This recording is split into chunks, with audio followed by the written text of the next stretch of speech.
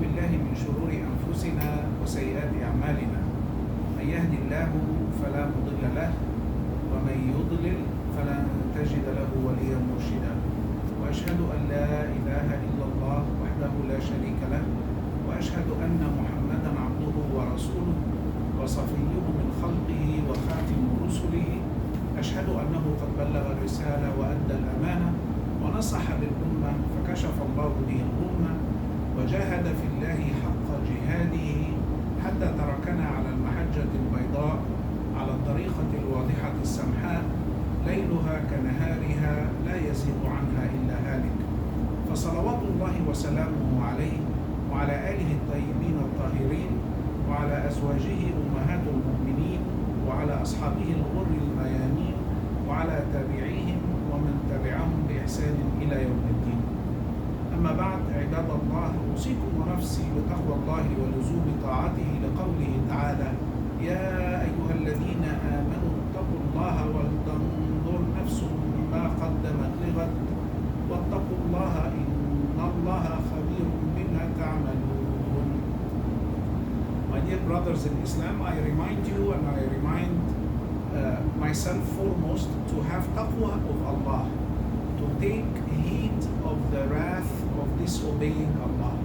For He is the one who said, O you who believe, have taqwa of Allah, and let every soul look to what it has presented for tomorrow, meaning the day of judgment.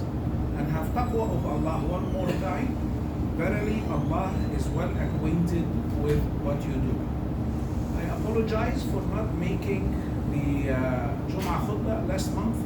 So, of course, none of you remembers what was the subject matter of the khutbah before that. That was 8 weeks ago.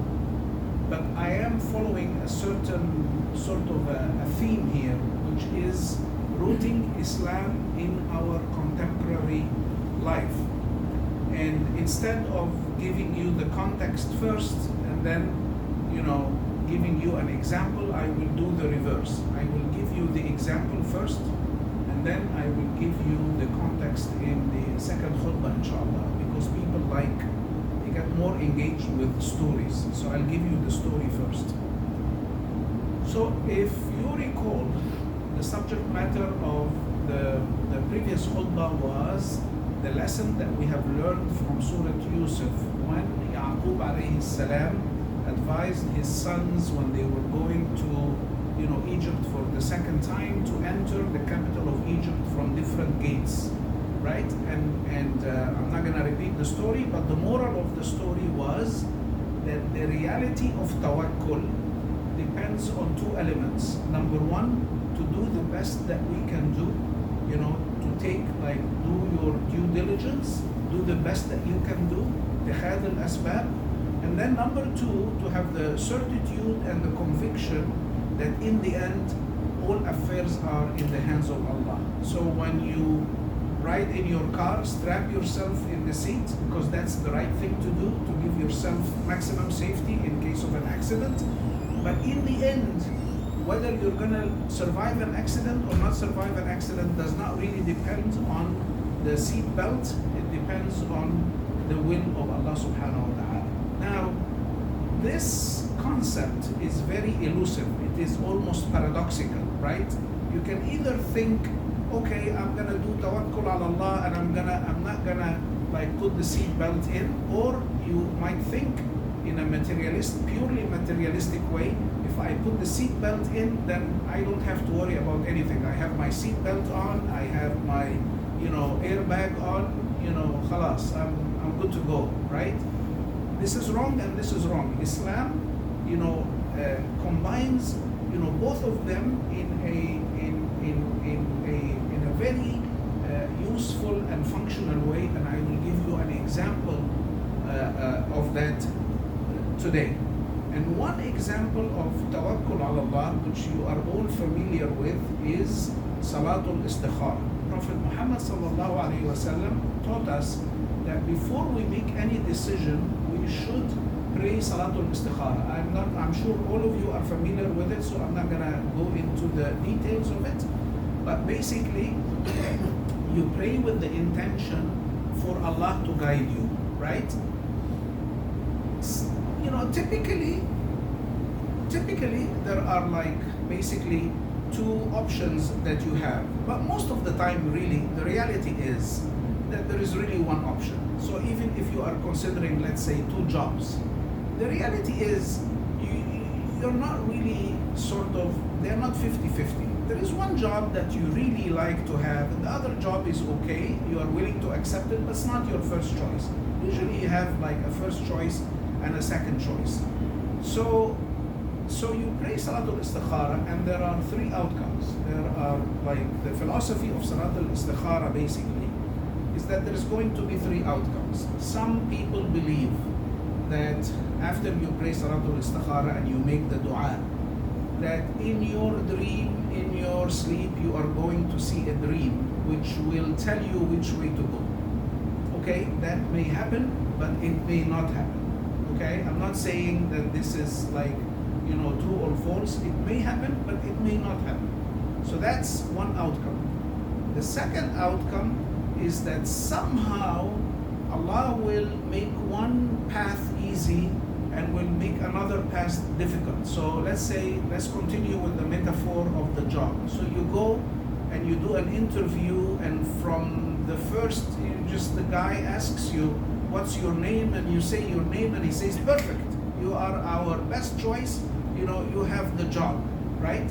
And then you go to the other interview, and somehow things, you know, you get into traffic and you are late, and your potential boss tells you, why are you late? Why are you not respecting, you know, the interview and all that stuff? It just didn't go well, you know, even though he didn't do anything in the first one or in the second one.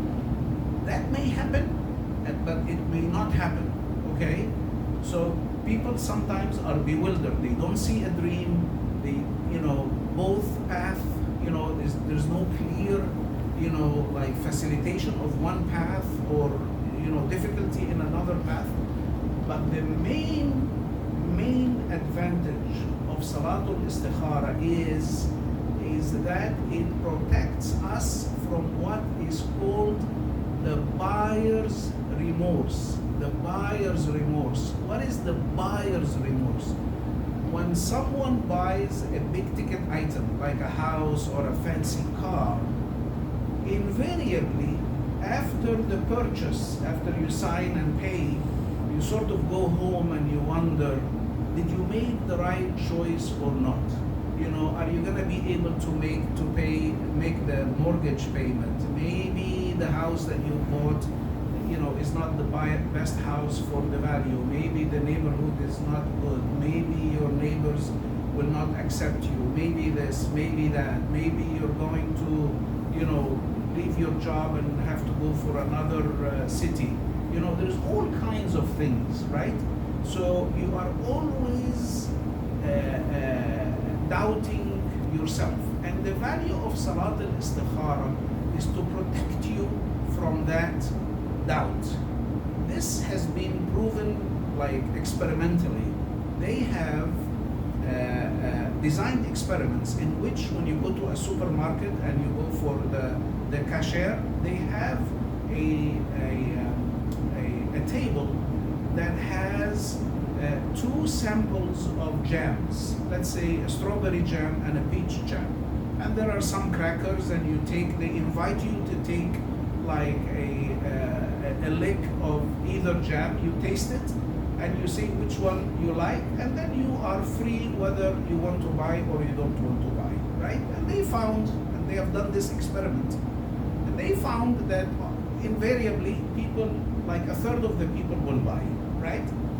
Then they repeated the same experiment again, and instead of putting two jams, they put like 20 jams, mango and watermelon and grapes and everything. And they found that people, like, you know, they sampled this one, nice. They sampled this one, nice. They sampled that one, nice. But in the end, they found that only 10% of the people bought, right? And the explanation is the so-called buyer's remorse. You sort of like all of them, they all seem to be good, but you are afraid if you buy the mango one, when you go home, you're gonna gonna say, maybe I should have bought the strawberry one, or instead of the strawberry, the peach one, or whatever. So in the end, you get like a decision fatigue, and you basically you don't want to buy. So what happens in Salat al-Istikhara is that you give Allah subhanahu wa ta'ala the power of attorney, right? When you give someone a power of attorney, they always tell you, be aware, this, if it's a general power of attorney, this guy can do anything with all your assets. He can sell all your assets, pocket them, and you have no recourse because you already gave him the power of attorney, right? So your lawyer is always going to make sure you understand the impact of giving someone, the power of attorney, right? So let me give you, another example. You work for a Fortune 500 company, let's say ExxonMobil or Apple or whatever, and then you have a dream of starting your own business, whatever that business is, restaurant, consulting business, whatever. So you're doing well, as a manager or executive in the Fortune 500 company, but it is the dream of your life to have your own business. And so you do your due diligence, and you think about all the, you talk to all the experts, and you do your market analysis and feasibility study, and you decide that it is the right decision to go for your own business. Now, your spouse, I'm not gonna say your wife or your husband, I'm gonna say your spouse because we don't want to be sexist. It's usually one of them who is very risk averse for like social, psychological, and biological reasons, but let's leave it at the level of the spouse. Your spouse tells you, are you crazy, out of your mind? What do you mean you're gonna leave like a six-figure, salary, in a Fortune 500, company, and you go and open your own business, and that the statistics say that 70% of all businesses are going to fail in the first 5 years anyway. Why are you doing that? And you say, no, I already have done my due diligence, I have done my feasibility study, I have considered everything, and I have made Salatul Istikhara, and I have the conviction and the peace of mind that this is the right decision. So you go ahead and you do that, right? Now, there is two possible outcomes. Either you're going to be successful, then congratulations, mabruk, everything is hunky-dory, alhamdulillah, thank you God, everything is fine. But the other outcome is that your business is going to fail, and your spouse is going to tell you, I told you so. You always, do these like mistakes, and you take these rash decisions. You don't think logically.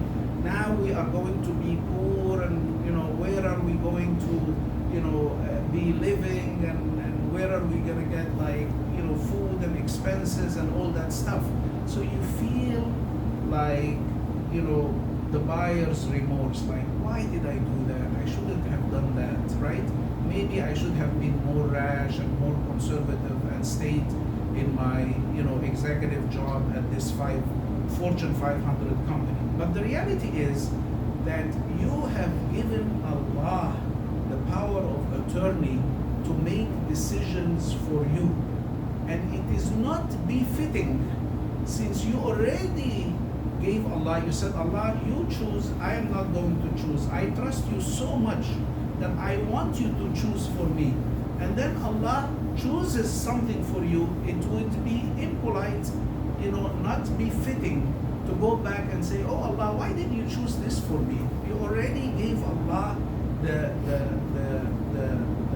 power to choose for you. So it would not be befitting to basically complain about it. And that is the real power of Salatul Istikhara. It is such a powerful concept tawakkul ala Allah, that it gives us the courage to do what we really think is the right thing, to do.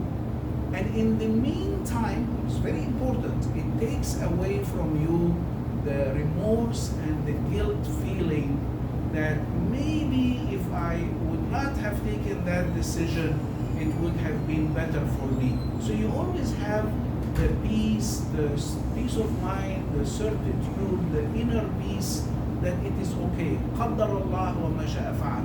It's okay. Maybe I will lose my job, but maybe if I would have stayed, in ExxonMobil, for example, the price of oil was going to go down and they were going to lay me off, anyway. And it would have been maybe I will learn from this experience that that my business failed and it got bankrupt, and maybe that is going to be a good lesson for me, that I will get another business and the next time I will be, much more successful. So it would be a blessing in disguise. We don't know really what is good for us and what is bad for us. وعسى أن تكرهوا شيئا وهو خير لكم وعسى أن تحبوا شيئا وهو شر لكم. You may hate something and you don't want it, but it is better for you, and vice versa. So Islam, here is the punchline. Islam is about us succeeding in this life as much it is about us succeeding in the hereafter. And in the second part of the khutbah, we will expand on that concept. قال رسول الله صلى الله عليه وسلم البر لا يبلى والذنب لا ينسى والديان لا يموت اعمل ما شئت كما تدين تدان أو كما قال التائب من الذنب كمن لا ذنب له.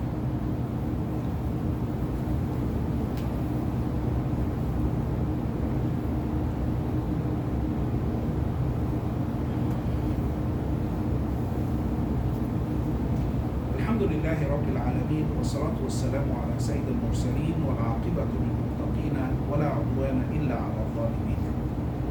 Now the theme that we are talking about is how to root Islam in our contemporary life. And we said basically that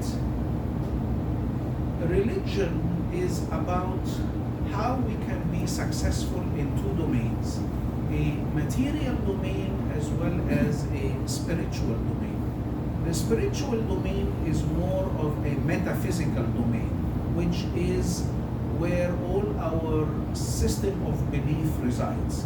Belief in Allah, in the hereafter, in the prophets, in the book, in Qadr. All these things we cannot prove the way we can prove like 2 + 2 = 4, right? They are beyond our comprehension, they are beyond our logic. We believe in it in a matter of pure faith. But that faith is based on evidence. It is, even though it is above logic, it is supra-logical, yet it is not illogical. So don't tell me, for example, that Allah subhanahu wa ta'ala has a begotten son, for example. This is illogical. It is against, all our comprehensions about the superiority of Allah subhanahu wa ta'ala, right? It is not befitting, to think about all the exemplary attitudes of Allah subhanahu wa ta'ala, the infinite attitudes of capabilities of Allah subhanahu wa ta'ala, and think that, for example, he will have a son, for example, right? So that is one domain. Even though we cannot prove it, thank God he gave us in the material domain, he gave us enough evidence at all levels, at the level of the linguistic excellence of the Arabic of the Quran, economic advice, political advice, social advice, how to be happy and content, and how to build a good family, a good society, a good community, and it has withstood the benefit, the test of time. it is, if we accept the way, Islam guides us to success in this life, that would be a proof that it is also, guarantees that it is correct in the metaphysical things that we, that we cannot prove. And there are many examples of that in the life of all the prophets, about how Sayyidina Ibrahim, for example, alayhi salam, he went through a process of deductive and inductive, reasoning when he saw the dominion of the heavens, and he saw how Allah can resurrect the dead in a material way, and that made him have the conviction and the certitude that yes, indeed, Allah is capable, of everything, and he had the faith that is the guide, for all of us. So, we have to give the devil his dues, right? Karl Marx came up with this idea, which is a fantastic idea. He basically said everything is material. There is nothing in this life that is metaphysical. All this, mumbo jumbo about religion is just that, right? And he said, you tell me what is the infrastructure of your society, and I will tell you what is your religion. So, for example, if you tell me that your economy of your society is, let's say, a feudal economy, then I will tell you that the religious people in a feudal economy, in which most people are peasants who have absolutely no rights, and very few people are the feudal lords who are the aristocrats, then the religious, the clergy, are always going to tell the very poor people, the peasants, the serfs, it's okay to be poor, you have to accept that you are poor, and in the hereafter you will have the dominion, of Allah, and that a rich man is going to be asked for 70 years about how he spent his money, whereas you are going to go directly to heaven, and you have to accept your life. Whereas if you are in an industrial, sort of economic society, and it's a very affluent society, you will think of religion as like, oh, my God loves me. Even my dog is living in an air-conditioned, house. Look at all this prosperity. Hard work begets like success, and this is basically, like my religion. And Islam, alhamdulillah, is about how we can make a difference in this world. Yes, ultimately we want to attain the pleasure of Allah, and we want to achieve salvation. But the path towards achieving salvation is to create civilization, to provide added value, to this life, so that Muslims will be exemplary in this life, and people will look at them and say, you want to be successful, you want to be happy, you want to be content, you have to follow, the way of Islam. This is the challenge that we have accepted, and we ask Allah subhanahu wa ta'ala to give us the strength to be able to fulfill, that challenge. اللهم اغفر لنا وارحمنا واهدنا واهد بنا واجعلنا سببا لمن اهتدى. اللهم اجعل جمعنا هذا جمعا مرحوما، وتفرقنا من بعده تفرقا معصوما، ولا تجعل فينا ولا بيننا شقيا ولا محروما. اللهم لا تجعل لنا في هذا اليوم العظيم the 10th of محرم ذنبا الا غفرته، ولا ميتا الا رحمته، ولا مريضا الا شفيته، ولا ضالا إلا هديته، ولا عائلا إلا أمنيته، ولا مكروما إلا فرجت كربه، ولا مهموما إلا أذهبت همه، ولا مديونا إلا قضيت دينه، ولا مجاهدا إلا نصرته، ولا مظلوما إلا أيدته، ولا مسافرا إلا سالما غانما وقد رددته، ولا حاجة من حوائج الدنيا لنا فيها خير ولك فيها رضا إلا قضيتها ويسرتها برحمتك يا أرحم الراحمين. اللهم أعز الإسلام والمسلمين وأعلي بفضلك كلمتي الحق والدين. اللهم أرنا الحق حقا وارزقنا اتباعه، وأرنا الباطل باطلا وارزقنا